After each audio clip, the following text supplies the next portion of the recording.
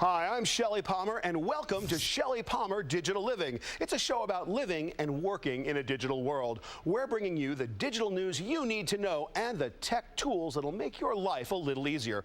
We've got your digital world totally covered and lots of great stories you're going to want to know about. Take a look.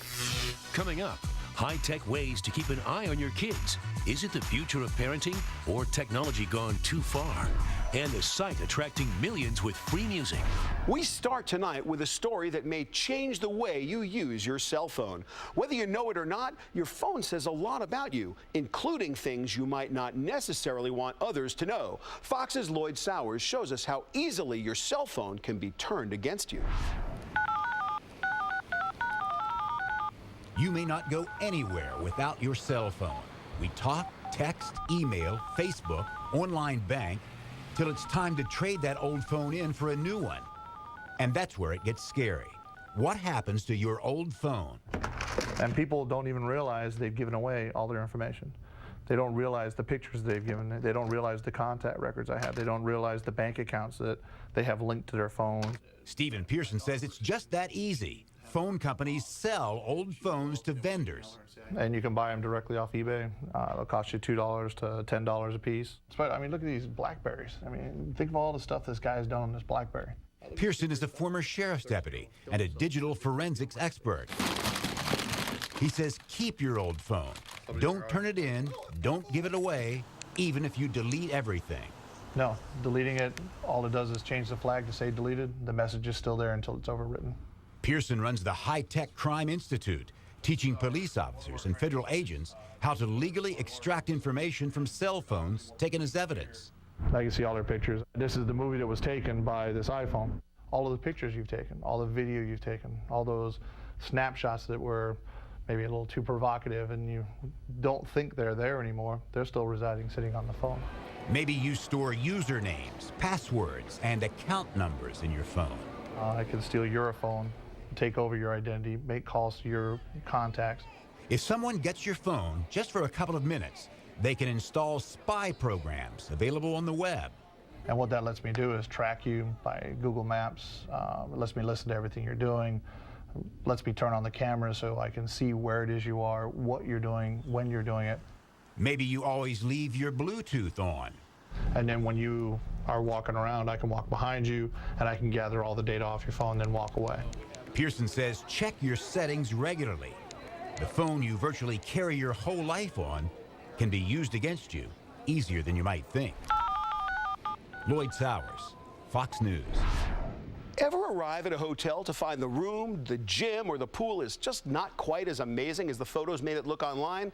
Well, the folks at one website are making it their job to keep them honest, and so you'll know the real deal, they're exposing photo fakeouts.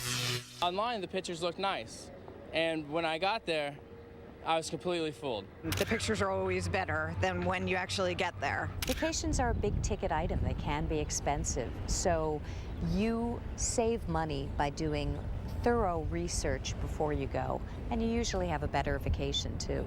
Checking out photos are a big part of that research, but the question is, can you trust them? What could be more relaxing than laying out on a secluded, sun-splashed beach? But is this hotel throwing sand in your face? Fortunately, when we got there, a little bit less tranquil, a little bit more hectic. I have been fooled once in a while, but it doesn't happen often. What about this hotel's pool? Looks nice, right? What the online brochure fails to mention, you'll be swimming in the shadow of a shopping mall. We all have this fear, right, that we're going to show up and it's not going to be what we were expecting. Ellie Seidman is the CEO of Oyster.com, a travel site that can help you avoid situations like this one. You're expecting to exchange your wedding vows on a tranquil, private beach. We were actually there, and you see all these kind of gawking onlookers for your special private wedding. Oyster sends travel experts to do undercover reality checks on properties you can book online. An Oyster photo fakeout is basically us comparing the hotel's marketing brochure and photos to what we actually saw with our hotel expert when we went there and photographed and reviewed the hotel. Sometimes the results are quite entertaining. And sometimes a little weird. Check out this hotel's hot tub. There's a guy standing in it with a surfboard, which makes no sense on any level. Traveling to Washington, D.C. and expecting to stay in the shadow of the U.S. Capitol?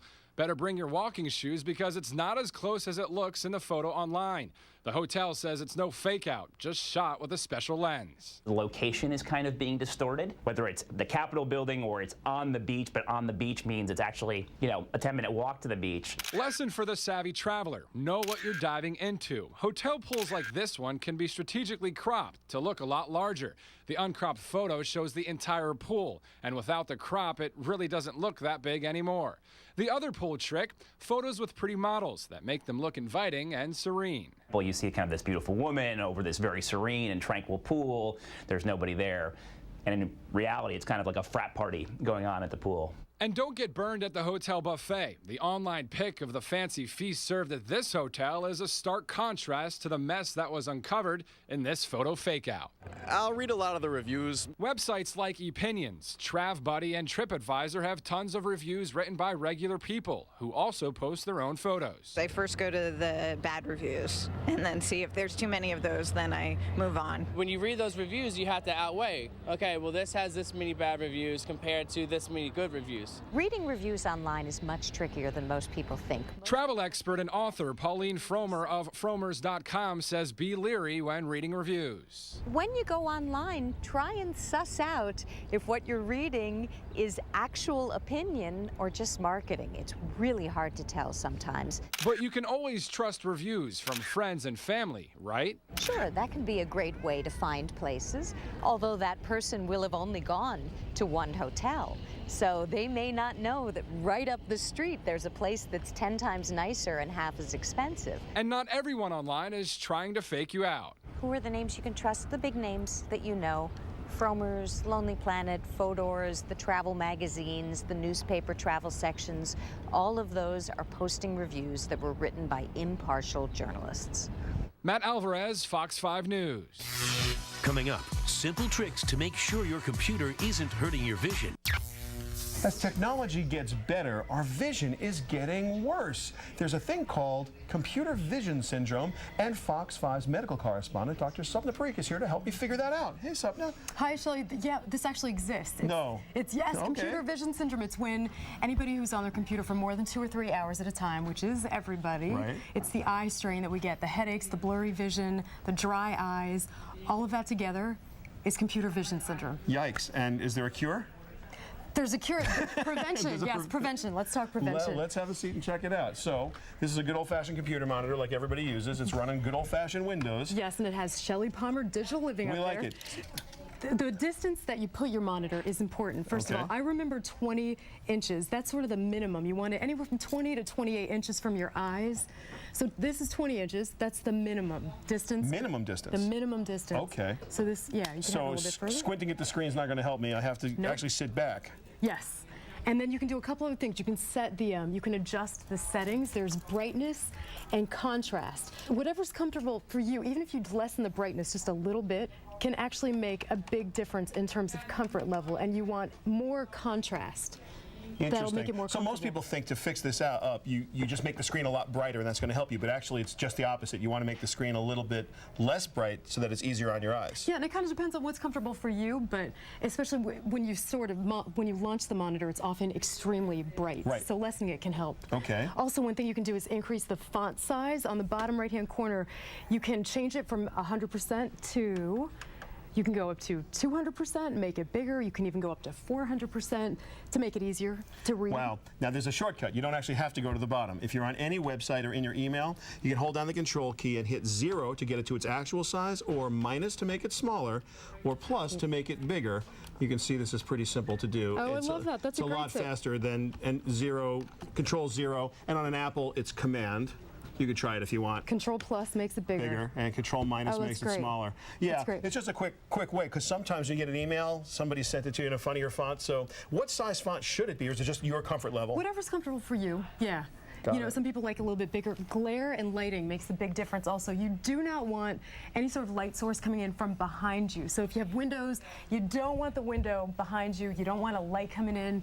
And then if there's overhead light, you can even, on some monitors, you can adjust how you sort of tilt this to get rid of the glare. Okay, so The goal is no glare. no glare. We're No going glare. to tilt the monitor to have no glare, try and keep the shades down, try to Yes. monitor and make sure the overhead lights are not glaring in your computer screen.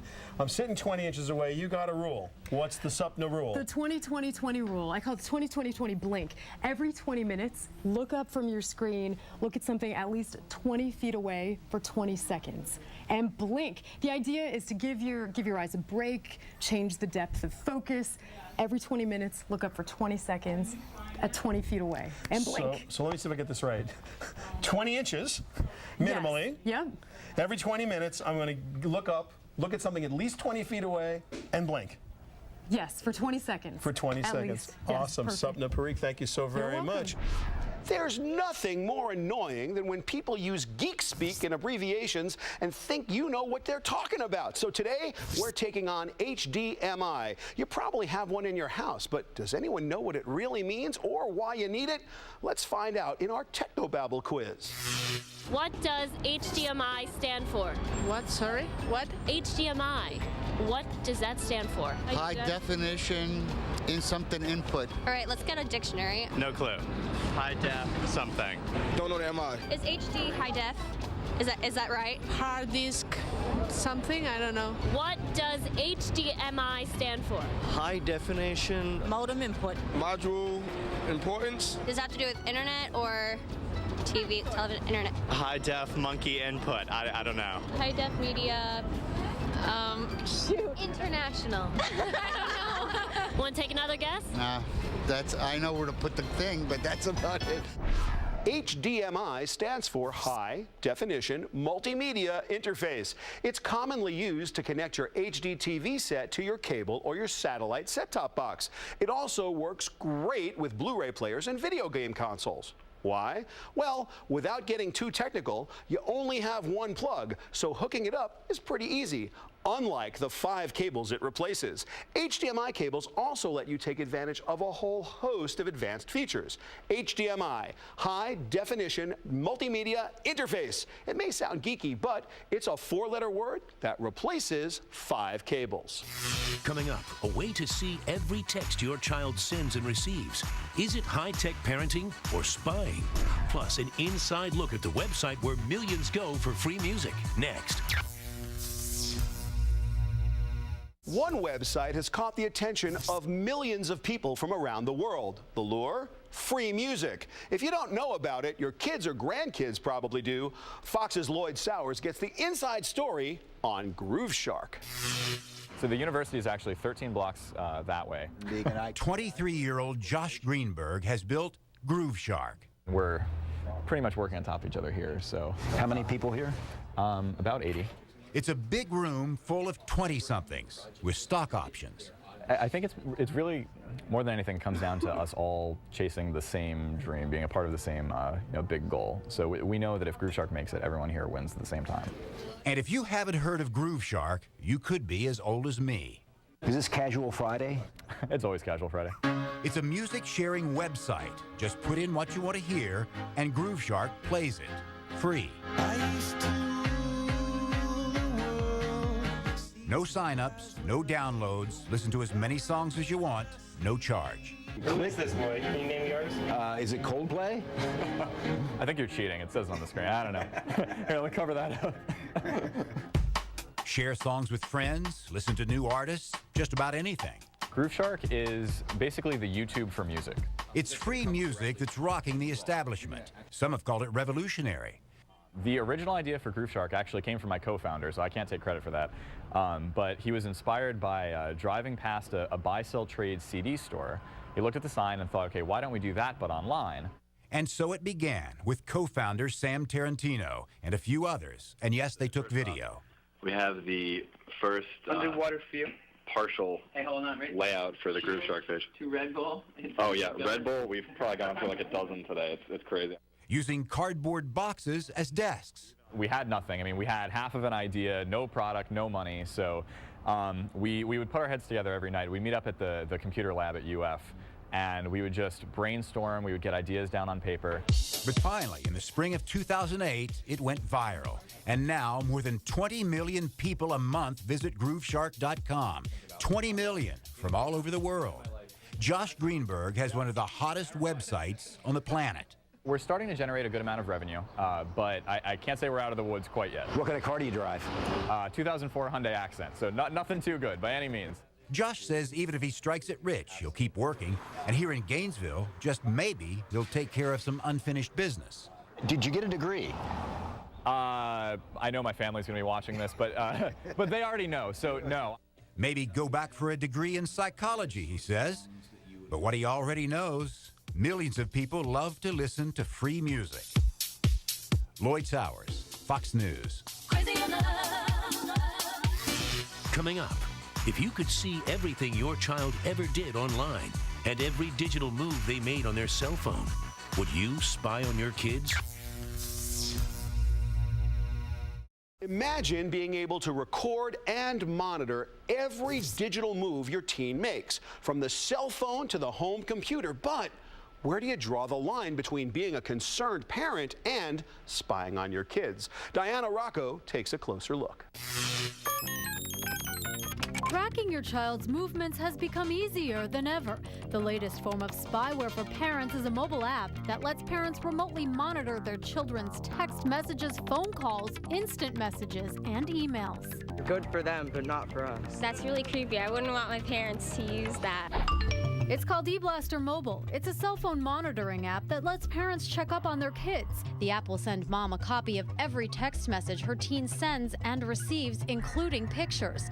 It's currently available for Android and BlackBerry. Parents who secretly install the app can make it invisible, so their kids won't even know it's there. No, I didn't know that. That would be great. The company behind the app is Spectre Soft. They also make a version for computers called Spectre Pro that records everything your kids are doing on the computer. It literally takes hundreds of digital snapshots of the screen so you can go back to see exactly what your kids have been up to. Today, 33% of kids are using their PC in their bedroom behind closed doors. This is scary, and parents shouldn't allow it, but they still allow it to happen because parents believe that their kids will never get in trouble. It won't happen. No, not in my household. The program searches for and deciphers cryptic codes that teens are using in chats or instant messages that parents may not know, like GNOC, which means get naked on cam, RUH, which stands for Are You Horny, or the numbers 420, a code for marijuana. We know, by the way, that 95% of parents do not know what this cryptic language is that their kids are using. So this helps them because now if they see it on the kid's cell phone, or whether they see it in their email or chats online, they're going to be able to go to this and decipher exactly what it is. If a parent has no idea what ASL stands for, the software will help. We highlight things like ASL for age, sex, and location, and all a parent has to do is hover over that acronym and it'll tell them exactly what it means. STD is another one. STD, which used to mean sexually transmitted disease. If you saw that in your kid's text, you might freak out when really all it means today is seals the deal. SpectreSoft hooked us up with a local mom who uses the software, but she didn't want to talk to us on camera. She was afraid her children might find out she's spying on them.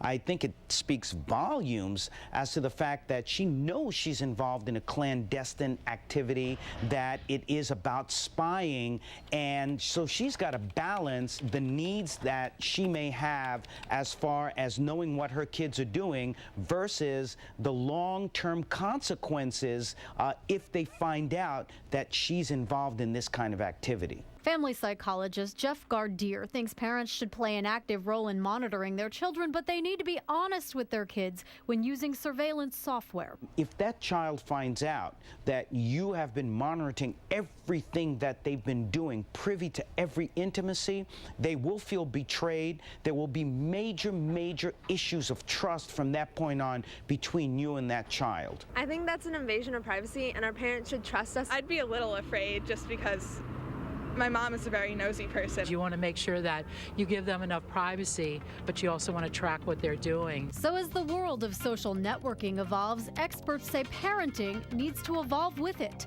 And sometimes parents need to monitor their kids' activities both online and in their day-to-day routine. We have to look at what it is that we need to do to have a better and open communication with our children, and that happens one day at a time. Diana Rocco, Fox 5 News.